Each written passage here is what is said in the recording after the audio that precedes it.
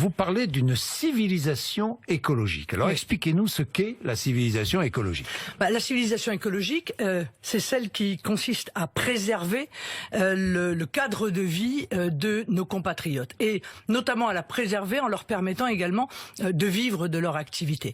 Donc la civilisation écologique, elle passe par le localisme, et donc en réalité la maîtrise des frontières. Elle passe par l'arrêt de cette folie du libre-échange qui consiste à consommer dans un endroit de la planète des produits qui pourraient y être fabriqués, qui pourraient y être produits, mais qu'en réalité on va fabriquer ou produire à l'autre bout du monde. Ça passe par des choses qui peuvent paraître être des choses de bon sens, mais qui en réalité n'ont pas été mises en œuvre. Est-ce le premier sujet en matière d'environnement, franchement, Marine Le Pen? Est-ce que le réchauffement climatique, par exemple, ne survole pas les frontières? Mais parce que comprenez ce que je veux dire. Est-ce que la croyez... sécheresse, par exemple, nous vivons, ça vient et ça sera la solution, c'est le localisme. Franchement. Mais vous croyez objectivement que les milliers de cargos qui transportent ces produits et qui sillonnent les mers du monde ne participent pas au problème du dérèglement climatique? Voilà. Donc ça, ce sont des grands sujets, et ce sont des grands sujets auxquels il faut apporter une réponse. Et puis l'écologie, c'est certes le dérèglement climatique, mais c'est aussi la sécurité sanitaire. C'est cela aussi l'écologie. C'est aussi d'ailleurs le bien-être animal. Tous ces sujets-là devront être mis sur la table. Le réchauffement climatique, est-ce que l'homme est en grande partie responsable? Probablement oui. Probablement ou oui? Écoutez, moi je crois ce que les experts disent. Les experts nous disent oui. Alors je vous dis oui.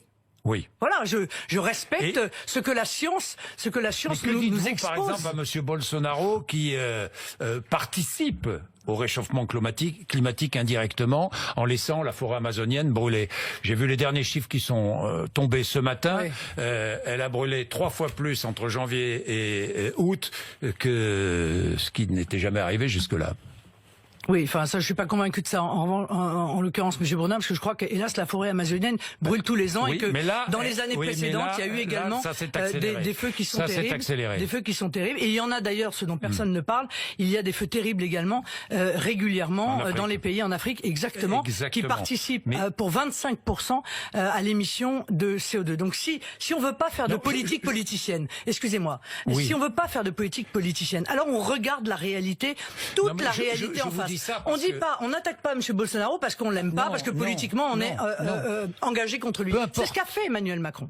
Et ça me pose un problème. Parce que soit le sujet est fondamental dans son esprit, ce que je ne crois pas, et à ce moment-là, on débarrasse tout ça des batailles politiciennes et on s'attache véritablement au constat et au diagnostic, parce que si on fait pas de diagnostic, on ne peut pas apporter de solution. Or, il est pour le libre-échange, il est pour les accords de libre-échange. Vous êtes contre le Mercosur, bien sûr. Bien sûr, évidemment que oui. Donc là, vous l'approuvez. Oui, mais lorsqu'il dit non. Oui, mais il dit non. En réalité, c'est une posture. Il dit non parce qu'il s'est engagé, il s'est peint en vert en ce moment, parce qu'il pense que pour la prochaine présidentielle, il faut arriver. Pourquoi êtes-vous contre le Mercosur? Pourquoi? Mais je suis absolument contre, parce que ça va être la ruine. À cause de ce soja transgénique qu'on pourrait utiliser en France, ou à cause de ces produits bovins qui sont fabriqués dans des conditions sanitaires douteuses? Mais bien sûr, et qui sont contrôlés par des agences dont nous savons qu'elles sont profondément corrompues. On a vécu ça. On a vécu ça avec de la viande importée du Brésil, qui était de la viande avariée, qui pourtant avait été